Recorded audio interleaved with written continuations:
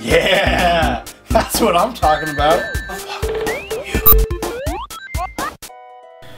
Hey, how's it going everybody? Shaun here for the Natural Gamers, and today I want to talk about a game that came out last August, made by Ignition Tokyo, published by Ignition Entertainment, the biblical epic El Shaddai Ascension of the Metatron. Now this is a really cool game. I was on the fence about it when it came out last year.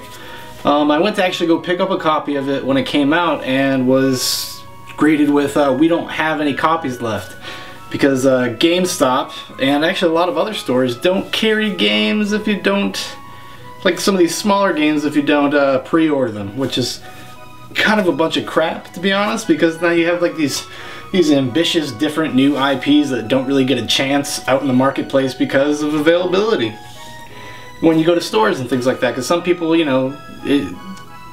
some people impulsively buy things, or just like, oh, that looks cool, I want to go check it out, and aren't willing to kind of just like go online and order it off of Amazon or whatever. So I ended up picking this game up like about a week ago, and I want to share my thoughts about it. This is a third-person action platformer, really, with a, and it's pretty awesome actually. It's got this very like simple and but yet deep control scheme. Basically what you have, like three things you can do is you have one button to attack, one button to block, and one button to purify your weapons, because as you're fighting these kind of corrupted souls and whatnot, you have to purify your weapon because it gets diluted with like kind of evil spirits or whatnot. And that's part of the function. It's always something you have to kind of keep an eye on. Another aspect of the game is just the platforming sections. There's like, it goes from like this 3D kind of like fixed camera angle action platformer a la like God of War or Bayonetta, anything like that, to a 2D side-scrolling like sections of the game that are absolutely beautiful. Because that's something I haven't actually mentioned yet, is the art direction in this game. It is something so unique, something you've never seen anything like this before, and it's really impressive and it's really awesome. It kind of reminds you of kind of like Ghibli Studios, just like the art design and the tone that's kind of set across with even like the music and the color schemes and everything like that. Really impressive. And it's got like somewhat of a deep, interesting story. Something you haven't seen in a video game really yet. You play as the prophet Enoch, which, if you're familiar with the story from the Old Testament, was a man that was brought to heaven while still alive. The other person this only happened twice, supposedly, in Christian mythology, and that would be Elias and Enoch. You know, those two characters supposed to come back at the end of the world and everything like that, depending on your knowledge of these things. So the basic, most bare elements of this story are that 7 angels have left heaven and gone to earth and decided to try to have a normal life. These angels have become kind of envious of human beings. So they come to earth and they start having kids, and they're called the Nephilim, and these kids basically are kind of destroying the earth and destroying humanity, basically, kind of like, because they become like cannibalistic and they're kind of like eating people's souls and whatnot, and God is furious with this, so he wants to just destroy it all, just take out everything, just wipe the slate clean, like basically have another great flood.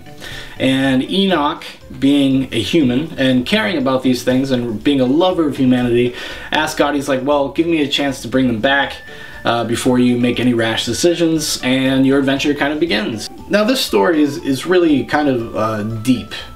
It's deep, and it leaves a lot up to your imagination if you don't know kind of the context of what's going on, because it doesn't really, it kind of briefly kind of like washes over the basic, like the background history, but it doesn't go very in depth. This game is constantly throwing information at you, so it does like kind of demand your attention, and the more you pay attention, the more you're going to get out of it. That's what I would say. It's an impressive narrative. It's of biblical proportions, shall we say? But that's, you know, neither here nor there. Outside of that, it's a really solid, different game, because like a lot of these third-person kind of action platformer games, ever since kind of God of War came out, have kind of been more or less clones of that. You've seen a few examples, like Bayonetta and or Devil May Cry 3, you know, they've kind of done their own things with it, but they still feel very derivatives, like something like Dante's Inferno, which is a God of War clone down to the bone, you know, that is a God of War game.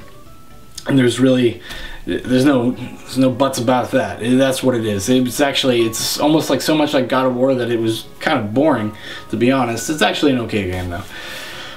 This game has no multiplayer to speak of. It is a purely single-player experience, and it was cool because all of the development focus was on that, and I think you're gonna be pleasantly surprised by it. It's totally worth picking up. You can get it for like 20 bucks now.